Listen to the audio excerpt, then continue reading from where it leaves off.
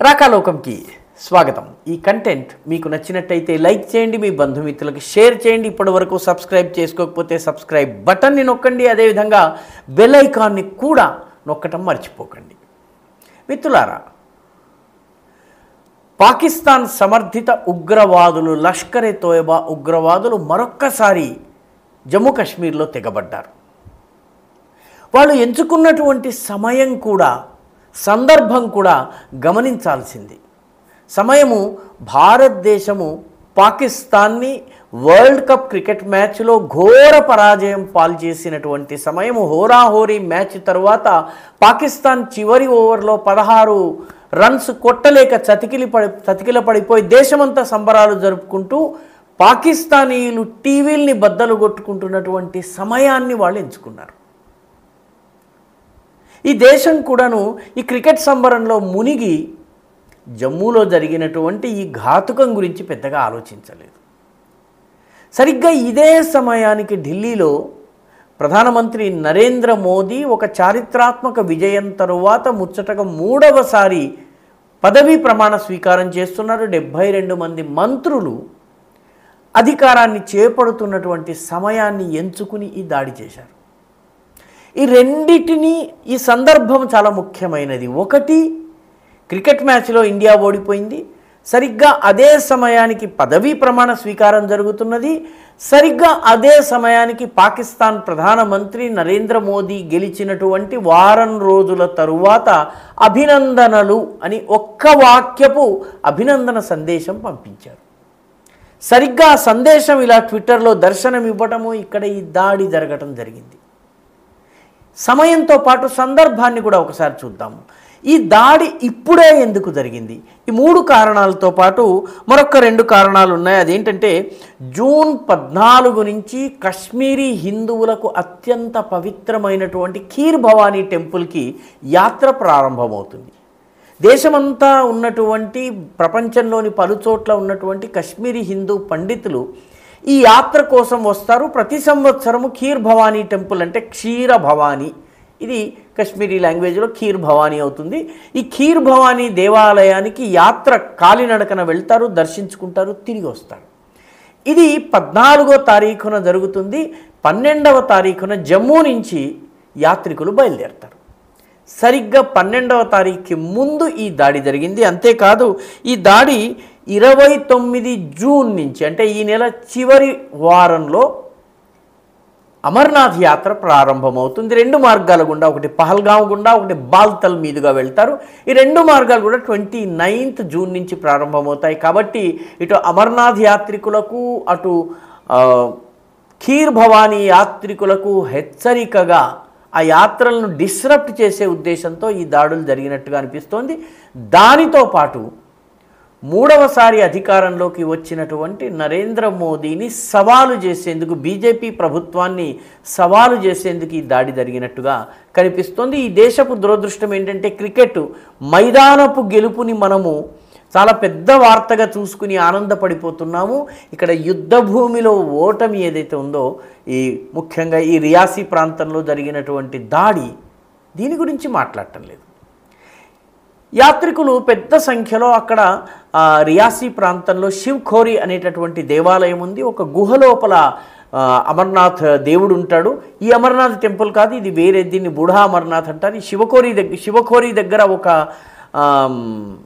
సరస్సు కూడా ఉంటుంది. అక్కడికి వెళ్ళి చాలామంది తీర్థయాత్ర చేసి వస్తారు. ఆ రకంగా అక్కడ శివఖోరికి వెళ్ళి వస్తున్నటువంటి ఒక 53 సీటర్ బస్సు మీద ఈ దాడి జరిగింది. ఈ దారంతా కొండ ప్రాంతం కావడంతో ఈ రియాసీ ప్రాంతం అంతట్లో కూడా ఒక 70% భూభాగము దట్టమైనటువంటి అడవి. కాబట్టి ఇక్కడ ఒక కొండ మలుపు తిరిగేటటువంటి చోట వాహనము బాగా నెమ్మది అయ్యేటటువంటి చోట ఎంచుకున్నారు. ఆ ఏరియా పేరు పోనీ, PONI. ఆ పోనీ ప్రాంతంలో ఉగ్రవాదులు బండికి ఎదురుగా వచ్చి ముందు డ్రైవర్ పైన కాల్పులు జరిపారు. డ్రైవర్కి తీవ్ర గాయమైన తర్వాత ఆయన స్టీరింగ్ మీద పడిపోవడంతో స్టీరింగ్ తిరిగిపోయింది. తిరిగి మొత్తం ఒక లోయలో పడ్డారు. లోయలో పడ్డ తరువాత కూడా ఉగ్రవాదులు కాల్పులు ఆపలేదు. చిట్ట చివరికి బస్సులో ఉన్నటువంటి యాత్రికులు మౌనంగా ఉండేటప్పటికి అందరూ చనిపోయారని భావించి వాళ్ళు వెళ్ళిపోయారు. చివరికి లెక్క తేలేటప్పటికీ 10 మంది దాకా చనిపోయారు. అదేవిధంగా ఒక 40 మంది దాకా గాయపడ్డారు. మోదీ ప్రభుత్వము అధికారంలోకి 3వసారి రావడంతో ఈ దాడి జరగడం గమనించవలసినటువంటి విషయం. ఈ రియాసీ ప్రాంతం కూడాను, ఈ రజౌరీ పూంచ్ ప్రాంతం ఏదైతే ఉందో, రియాసీ రజౌరీ పూంచ్ ప్రాంతము పూర్తిగా దట్టమైన అడవులు ఉంటాయి. దాంతోపాటు పీర్ పంజాల్ పర్వతమాలిక ఉంటుంది. ఈ పీర్ పంజాల్ పర్వతమాలిక దాటగానే మనము పర్వతమాలిక మధ్యలోనే మనకి చినాబ్ లోయ, ఉధంపూర్ ప్రాంతం ఉంటుంది. ఉధంపూర్ దాటగానే పట్నీ టాప్, కాజీగుండ్ ఇవన్నీ దాటగానే ఇంకా శ్రీనగర్ వ్యాలీ, కశ్మీర్ వ్యాలీ ప్రారంభమవుతుంది. కాబట్టి సరిగ్గా ఇక్కడ దాడి చేసిన తర్వాత ఉగ్రవాదులు ఎటైనా పారిపోవచ్చు, అటవీ ప్రాంతానికి వెళ్ళిపోవచ్చును, అదేవిధంగా కశ్మీర్ లోయలోకి పారిపోవచ్చును, లేదా పీర్ పంజాల్ ద్వారా మళ్ళీ పాకిస్తాన్కి తిరిగి వెళ్ళిపోవచ్చును. ఈ సరైనటువంటి ప్రాంతాన్ని ఎంచుకుని ఈ దాడిని చేయటం జరిగింది. ఈ దాడి చేసినటువంటి వాళ్ళు 3గురిని మన భద్రతా దళాలు ఐడెంటిఫై చేశాయి. ఒకటి పేరు అబూ హంజా, వాడు లష్కరే తోయబాకి చెందినటువంటి కరడుగట్టిన ఉగ్రవాది. అయితే ఈ దాడి లష్కరే తోయబా తాను చేసినట్టు చెప్పలేదు. దానికి ఒక ఫ్రంట్ ఆర్గనైజేషన్ ఉంది, దాని పేరు ద రెసిస్టెన్స్ ఫ్రంట్, TRF. ఆ సంస్థ నేను ఇది చేశాను అని చెప్తోంది. దానికి లష్కర్కి తేడా ఏం లేదు, రెండు ఒకే సంస్థ, వేరు పేర్లు. రెండవ వ్యక్తి ఫౌజీ అనేటటువంటి పాకిస్తాన్ కమాండో. వీడి అసలు పేరు తెలియటం లేదు, కానీ వీడి పేరు ఫౌజీ అన్న పేరుతోటే, కోడ్ నేమ్ తోటే వీడు చలామణి అవుతుంటాడు. మూడో వాడి పేరు ఆదున్, వీడు కూడాను పాకిస్తాన్కి చెందినటువంటి కమాండో. కాబట్టి ఇది పాకిస్తాన్ నుంచి జరిగినటువంటి దాడి అన్నది స్పష్టంగా అర్థమవుతుంది. ఈ రజౌరీ, పూంచ్, రియాసీ ఈ ప్రాంతము గత అనేక రోజులుగా 2021 నుంచి మొదలుపెట్టి ఉగ్రవాద దాడులకు నిలయంగా మారింది. కశ్మీర్ లోయలో ఉగ్రవాదం తగ్గుతోంది. కశ్మీర్ లోయలోకి ఉగ్రవాదులు వెళ్ళి కార్యకలాపాలు చేయలేకపోతున్నారు, కానీ ఈ ప్రాంతంలో దాడులు చేస్తున్నారు.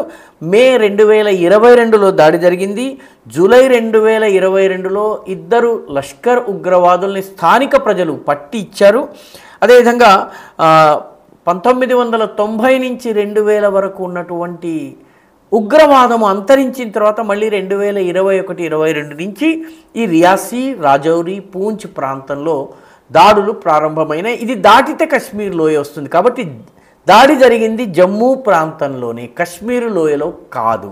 ఇది కూడా గమనించాల్సినటువంటి విషయము. 2021 తర్వాత ఇప్పటి వరకు 38 మంది జవాన్లు, 11 మంది సివిలియన్లు చనిపోయారు ఇక్కడ ఉగ్రవాద దాడుల్లో.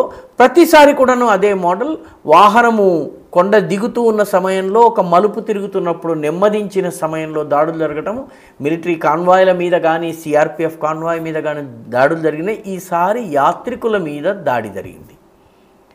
అంటే పాకాక్రమిత కశ్మీర్ ప్రాంతం నుంచి దాడులు ఏవైతే ఉన్నాయో అవి చాలా ఉధృతంగా జరిపేందుకు ఒక 10 స్పాట్స్ నుంచి ఉగ్రవాదుల్ని ప్రవేశపెట్టేందుకు పాకిస్తాన్ ప్రయత్నిస్తోంది. ఉదాహరణకి దుధ్నియాల్ నుంచి కైథన్వాలీ అడవుల్లోకి, అదేవిధంగా లోలాబ్ వ్యాలీలోకి, ఇది కశ్మీర్ లోయలో ఉంటుంది. కశ్మీర్ లోయలో ఉండే చిన్న వ్యాలీ ఇది. అదేవిధంగా నల్లీ అనేటటువంటి ఒక రూట్ ఉంటుంది. ఆ రూట్ ద్వారా మజౌత్ అనే ప్రాంతానికి, కోట్ కొటేరా అనే ప్రాంతం, ఆక్రమిత జమ్మూ కాశ్మీర్ భూభాగం ఇది. నికాయిల్ అనే ప్రాంతం ఉంది. ఈ నికాయిల్ అక్కడి నుంచి, అదేవిధంగా బాతాల్ గావ్ అని ఒకటి ఉంది, అది రజౌరీకి వచ్చే మార్గానికి అటువైపు పాకిస్తాన్ ఆక్రమిత భూభాగంలో ఉంటుంది. హిల్కాకా 2001 వరకు హిల్కాకా ఉగ్రవాదుల స్థావరంగా ఉండేది. ఆపరేషన్ సర్ప వినాశ్ చేసిన తర్వాత దీన్ని సంపూర్ణంగా ఉగ్రవాదులు లేకుండా చేయడం జరిగింది. కానీ ఈ మార్గాన్ని ఇప్పుడు కూడాను ఉగ్రవాదులు ఉపయోగించుకుంటున్నారు. అదేవిధంగా ఉస్తాద్ పోస్ట్ అని ఒకటి ఉంది, అది గురేజ్ వ్యాలీ, అంటే కశ్మీర్ లోయలోని ఒక చిన్న ఉపలోయ ఇది గురేజ్ వ్యాలీ. అక్కడికి వెళ్ళడానికి వీలుంటుంది. ఈ 10 మార్గాల ద్వారా ఉగ్రవాదుల్ని ప్రవేశపెట్టడం జరుగుతోంది. కాబట్టి భారతదేశము పాకిస్తాన్ నుంచి చొరబాటును నిరోధించడంతో పాటు జమ్మూలోని రియాసీ, పూంచ్, రజౌరీ ప్రాంతాలలో భద్రతను పెంచవలసిన అవసరం ఉంది. వీటన్నిటికన్నా ముఖ్యంగా పాకిస్తాన్ నుంచి ఈ దాడి జరుగుతుంది కాబట్టి పాకిస్తాన్కు కుక్క కాటుకి చెప్పు దెబ్బ లాంటి ఒక యాక్షన్ని కూడా తీసుకోవలసినటువంటి అవసరం ఉంది. ఇందులో ఆనందించదగ్గ ఒక్క విషయం ఏంటంటే, ఈ దాడి జరిగిన తరువాత కూడా శివఖోరికి భక్తులు వెళ్ళడము, అక్కడ పూజ చేయటము, శివుడికి పూజిస్తూ భారత్ మాతాకి జయ, భారతీయ సేనాకి జయ అని నినాదాలు ఇవ్వడం మానలేదు. అది భారతదేశపు గొప్పతనము. కానీ ఈ దేశపు సర్వసాధారణ ప్రజానీకం కూడాను క్రికెట్ విజయంతో పాటు ఈ పరాజయాన్ని, ఎదురు దెబ్బను కూడా గుర్తించుకుని దీని గురించి కూడా ఆలోచించాల్సిన అవసరం ఉంది. ప్రభుత్వం కూడా పాకిస్తాన్కు బుద్ధి వచ్చి మళ్ళీ ఇలాంటి దాడి చేయనటువంటి రీతిలో ఒక యాక్షన్ తీసుకోవలసినటువంటి అవసరం ఉంది.